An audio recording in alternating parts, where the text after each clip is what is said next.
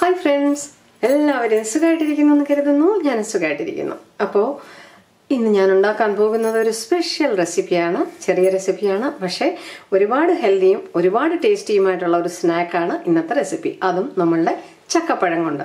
പഴുത്ത നല്ല മധുരമുള്ള വരിക്കച്ചക്ക കിട്ടുകയാണെങ്കിൽ, പക്ഷേ ആ വരിക്കച്ചക്ക ഒരുപാട് ലൂസായി പോയതായിരിക്കും, തെളിബിളാന്നൊന്നും ആയി പോയത്.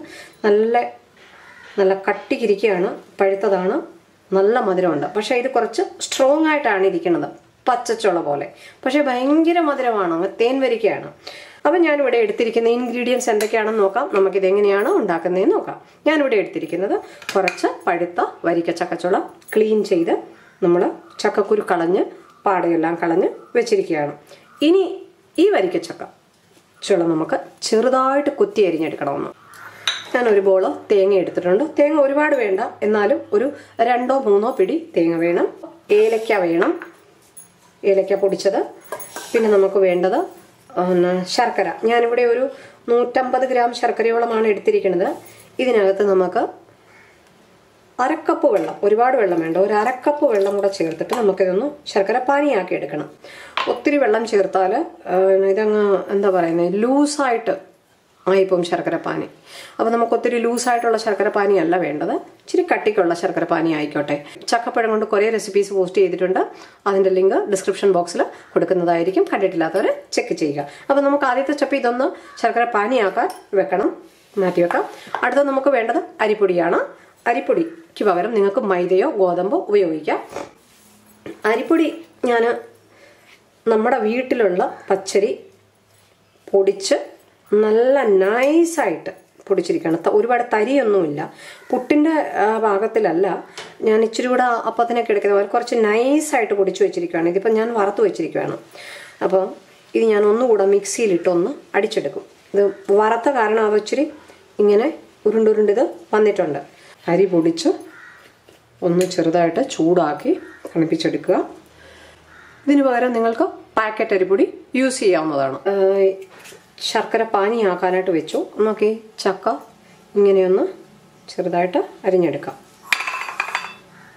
ഒരുപാടങ്ങ് പൊടിയാക്കണ്ട, ഈ ഒരു സൈസിൽ അരിഞ്ഞാലും മതി കേട്ടോ, ഒത്തിരി വലുതായിട്ട് ഇടാതെ. ചോറ്, ഗോതമ്പ് അങ്ങനെയുള്ള കാര്യങ്ങളൊക്കെ കുറച്ചിട്ട് ചക്ക എത്രയും കഴിക്കാമോ അത്രയും നല്ലതാണെന്നാണ് ഡോക്ടേഴ്സും പറയുന്നത്. അപ്പോൾ ഞാനിവിടെ വെള്ളം വെച്ചിട്ടുണ്ട്. ഒരു 2.5 കപ്പ് വെള്ളമാണ് ഞാനിവിടെ വെച്ചിരിക്കുന്നത്. വെള്ളം തിളച്ച് കിടക്കുകയാണ്. നമ്മൾ പാക്കറ്റ് അരിപ്പൊടി വാങ്ങുവാണെങ്കിൽ നമ്മൾക്ക് കൂടുതൽ വെള്ളം വെക്കേണ്ടി വരും.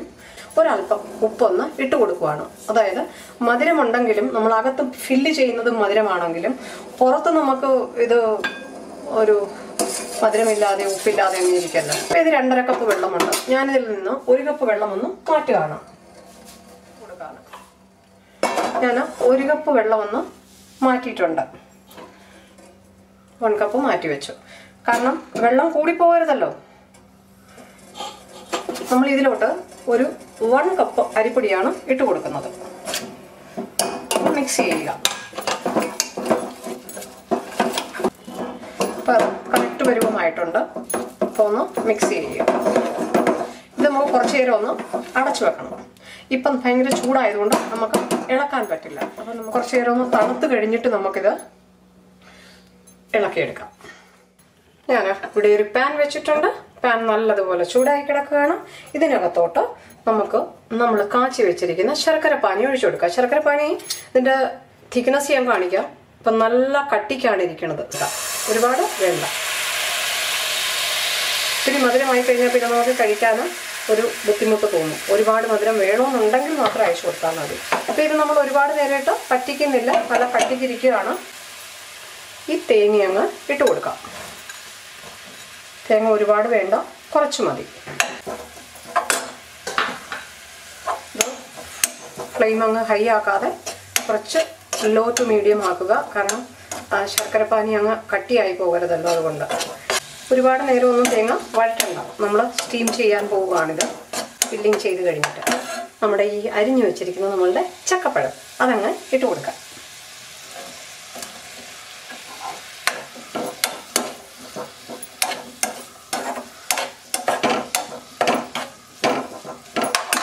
ഈ ഒരല്പം ഫ്ലെയിം ഒന്ന് മീഡിയം ആക്കുക. ഇത് ഇതിനകത്ത് വെള്ളമില്ലാതെ ഇത് പറ്റിച്ചെടുക്കണം. വെള്ളമയമൊന്നും ഉണ്ടായിരിക്കരുത്. ചക്കപ്പഴം കുഴഞ്ഞു പോകാതെ എന്നാൽ ഒന്ന് ചെറുതായിട്ടൊന്ന് വെന്ത് എടുക്കണം. ഒന്ന് വഴട്ടിയെടുക്കാം. നിങ്ങൾക്ക് വേണമെങ്കിൽ 1 സ്പൂൺ നെയ്യൊന്ന് ചേർക്കാവുന്നതാണ്. ഞാൻ നെയ്യൊന്നും ചേർത്തിട്ടില്ല, സിമ്പിളായിട്ട് ഉണ്ടാക്കുവാണ്. വേണമെന്നുണ്ടെങ്കിൽ 1 സ്പൂൺ നെയ്യ് ചേർക്കാം. തേങ്ങ വേണമെങ്കിൽ കുറച്ചുകൂടെ നിങ്ങൾക്ക് ആഡ് ചെയ്യാവുന്നതാണ്. ഞാൻ തേങ്ങ കുറച്ചേ ആഡ് ചെയ്തിട്ടുള്ളൂ. ഇതിനകത്തോട്ട് നമ്മൾ ഏലക്ക പൊടിച്ചതൊന്ന് ആഡ് ചെയ്ത് കൊടുക്കാം. മിക്സ് ചെയ്യുക. ഇതിനകത്ത് വെള്ളമയമില്ലാതെ ഒരുവിധമൊന്ന് വഴട്ടിയെടുക്കുക. അതായത് ഈ ചക്കപ്പഴം കുഴഞ്ഞും പോകരുത്, എന്നാലൊന്ന് ചെറുതായിട്ട് വേവുകയും വേണം. ഫില്ലിങ് നമ്മൾ കഴിക്കുമ്പോൾ ഇടയ്ക്കൊന്ന് ചെറുതായിട്ട് കഴിക്കുകയും വേണം. 2-3 മിനിറ്റ് നമുക്കൊന്ന് അടച്ചു വെക്കാം, ഒന്ന് സോഫ്റ്റ് ആകുന്നത് വരെ. ഇത് ആയിട്ടുണ്ട്. ഞാൻ ഗ്യാസ് ഓഫ് ചെയ്തു. ഒരു 6 to 7 മിനിറ്റ് ലോ ഫ്ലെയിമിലിട്ടൊന്ന് ആ ശർക്കരപ്പാനി കംപ്ലീറ്റ് ഒന്ന് പറ്റിച്ചെടുത്തു. അതിനകത്തൊട്ടും നനവില്ല, മോയ്സ്ചറില്ല. നമുക്കിതൊന്ന് തണുക്കാൻ വെക്കാം. തണുത്തതിന് ശേഷം വേണം നമുക്ക് ഫില്ലിംഗ് സ്റ്റാർട്ട് ചെയ്യാൻ. അപ്പോൾ നമ്മളുടെ ഈ അരിപ്പൊടി കുഴച്ച് വെച്ചത് തണുത്തിട്ടുണ്ട്. ഇത് നാട്ടിലൊക്കെ കിട്ടുന്ന പച്ചരി ഇപ്പം ഭയങ്കര ഒട്ടുന്ന പച്ചരിയാണ്. അപ്പം നമ്മളിങ്ങനെ എടുക്കുമ്പോൾ നമ്മുടെ കയ്യിൽ അല്പം ഒട്ടാൻ സാധ്യതയുണ്ട്. കയ്യിൽ ഒരല്പം സ്റ്റിക്കി ആകാതിരിക്കാൻ നമുക്ക് ഒരല്പം എണ്ണയോ അല്ലെങ്കിൽ ഒരല്പം വെള്ളമോ തൂത്തിട്ട് നമുക്ക് ഇതെടുക്കാം. നമ്മൾ കൊഴുക്കട്ടയ്ക്കൊക്കെ കുഴക്കുന്നത് പോലെ ഇങ്ങനെ ഉരുട്ടിയെടുക്കുക. നല്ലപോലെ ഒന്ന് കുഴച്ചിട്ട് വെച്ചിരിക്കണം. ഒന്ന് നല്ലതുപോലെ കുഴക്കണം കേട്ടോ. ഉപ്പൊക്കെ എല്ലായിടും ഒന്ന് പിടിക്കാനായിട്ട് നല്ലപോലെ കുഴക്കണം.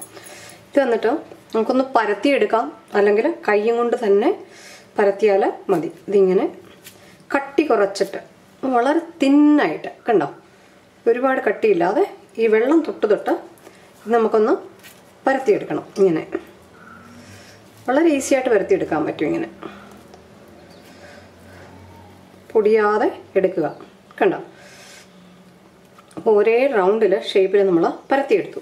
ഇനി നമ്മൾ എന്ത് ചെയ്യണം, സാധാരണ നമ്മൾ കൊഴുക്കട്ടയൊക്കെ ഫില്ല് ചെയ്യുന്ന പോലെ നമ്മളുടെ ഈ ചക്കയുടെ മിക്സ്ചർ അത് ഇതിനകത്തോട്ട് ഫില്ല് ചെയ്യുക. ഒരുപാട് ഫില്ല് ചെയ്യേണ്ട, കുറച്ച് ഫില്ല് ചെയ്യുക.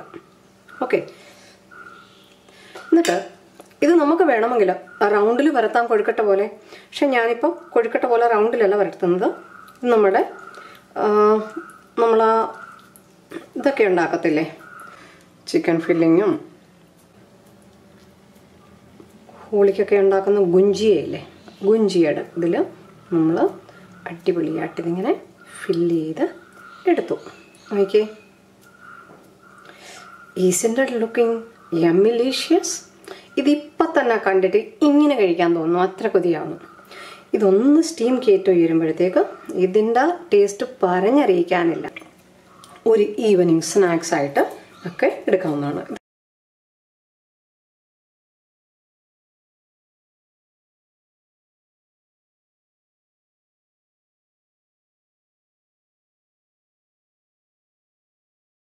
ഈ സൈഡെല്ലാം ഒന്ന് ക്ലോസ് ചെയ്യണം നല്ലതുപോലെ കേട്ടോ. ജാക്ക് ഫ്രൂട്ട് റെസിപ്പീസ് എന്തൊക്കെ പോസ്റ്റ് ചെയ്തിട്ടുണ്ടോ അതെല്ലാം ഞാൻ ലിങ്ക് കൊടുക്കാം. അപ്പോൾ നമുക്കിനി അടുത്ത സ്റ്റെപ്പ് ഇത് നമുക്ക് സ്റ്റീം ചെയ്തെടുക്കണം. അപ്പോൾ ഞാനിവിടെ ഒരു സ്റ്റീമർ വെച്ച് കൊടുത്തിട്ടുണ്ട്. താഴെ വെള്ളം നല്ലതുപോലെ തിളച്ച് വരികയാണ്. അപ്പം നല്ലതുപോലെ സ്റ്റീം വന്ന് തുടങ്ങിയതിന് ശേഷം നമുക്ക് ഇത് ഓരോന്നായിട്ട് നമുക്ക് എടുത്തു വെക്കാം. കൈ കൊള്ളാതെ സൂക്ഷിക്കുക.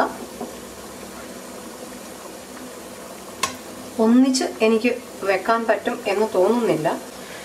ഇത് ഒരു അറൗണ്ട് 8 to 10 മിനിറ്റ് നമുക്കൊന്ന് മീഡിയം ഫ്ലെയിമിൽ സ്റ്റീം ചെയ്യിച്ചാൽ മതി. ജാക്ക് ഫ്രൂട്ട് കോഴിക്കട്ട അല്ലെങ്കിൽ ജാക്ക് ഫ്രൂട്ട് മോമോ റെഡി ആയിട്ടുണ്ട്. ഞാൻ ഗ്യാസ് ഓഫ് ചെയ്തു. ഇതൊന്ന് കുറച്ച് തണുത്തതിന് ശേഷം നമുക്ക് സെപ്പറേറ്റ് ആക്കാം ഇത് പ്ലേറ്റിലോട്ട്. ഓക്കെ. അപ്പോൾ നമ്മളുടെ ജാക്ക് ഫ്രൂട്ട് കൊഴുക്കട്ട അല്ലെങ്കിൽ ജാക്ക് ഫ്രൂട്ട് ഡംപ്ലിങ്സ് റെഡി ആയിട്ടുണ്ട്. അപ്പോൾ എല്ലാവർക്കും നമ്മളുടെ ഈ അടിപൊളി സ്നാക്ക് ഇഷ്ടമായി എന്ന് കരുതുന്നു. ജാക്ക് ഫ്രൂട്ട് ഡംപ്ലിങ് നമ്മളുടെ റൈപ്പ് ജാക്ക്ഫ്രൂട്ടും കൊണ്ടുണ്ടാക്കിയ റൈസ് ഡംപ്ലിങ്സ് തന്നെയാണിത്. നമ്മൾ സാധാരണ കൊഴുക്കട്ട ഉണ്ടാക്കുമ്പോൾ അതിനകത്ത് വെക്കുന്ന ഫില്ലിങ് തേങ്ങയും ശർക്കരയും ഒക്കെയാണ്. ഇതിനകത്ത് നമ്മൾ വെച്ചിരിക്കുന്നത് തേങ്ങയും നല്ല പഴുത്ത വരിക്ക ചക്കപ്പഴവും. വളരെ ഹെൽത്തിയാണ്, സ്റ്റീം ചെയ്തതാണ്, ഫ്രൈഡ് ഒന്നുമല്ല. അപ്പോൾ വൈകിട്ട് നമ്മൾ ചായയുടെയൊക്കെ കൂടെ വറുത്തതും പൊരിച്ചതും ഒക്കെ കഴിക്കാതെ ഇതുപോലെ അടിപൊളിയായിട്ടുള്ള സ്റ്റീം ചെയ്ത എന്തെങ്കിലും സ്നാക്സ് ആയാൽ വേറെ എന്താ വേണം അല്ലേ? ഇതുവരെ സബ്സ്ക്രൈബ് ചെയ്യാതെയാണ് എൻ്റെ ചാനൽ കാണുന്നതെന്നുണ്ടെങ്കിൽ പ്ലീസ് മറക്കാതെ സബ്സ്ക്രൈബ് ചെയ്യുക, സപ്പോർട്ട് ചെയ്യുക. നിങ്ങളുടെ വ്യൂസ്, സബ്സ്ക്രിപ്ഷൻസ് ആണ് ആവശ്യം. നിങ്ങളുടെ വിലയേറിയ കമൻസ് ബോക്സിൽ തരിക. Hey friends, hope everyone loves today's very tasty, delicious, yummy-licious snack, Kerala style snack, jackfruit rice dumplings. Thank you so much for watching. If you haven't subscribed yet, please don't forget to subscribe my channel. Please don't forget to press the bell icon to get the notifications. Thank you. അടുത്ത ഒരു അടിപൊളി റെസിപ്പിയുമായി വരുന്നത് വരെ till then take care. Bye bye. Eat healthy, stay healthy. അതുപോലെ നമ്മളിതൊന്ന് ഒരു piece എടുത്തൊന്ന് ഞാൻ കട്ട് ചെയ്ത് കാണിക്കാം.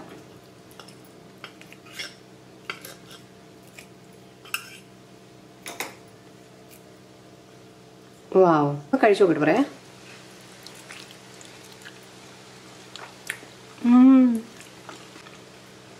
അടിപൊളി, എന്നാ ടേസ്റ്റ്.